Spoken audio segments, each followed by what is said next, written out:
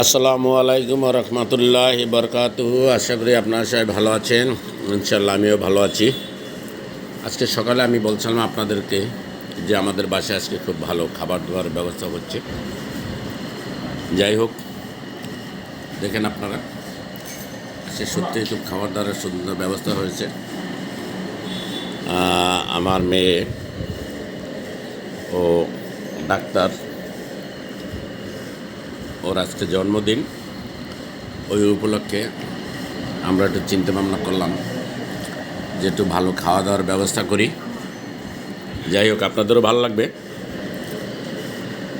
আমরা খাওয়া দাওয়ার ব্যবস্থা করতেছি। এখন আমি খাইতে পড়ছি।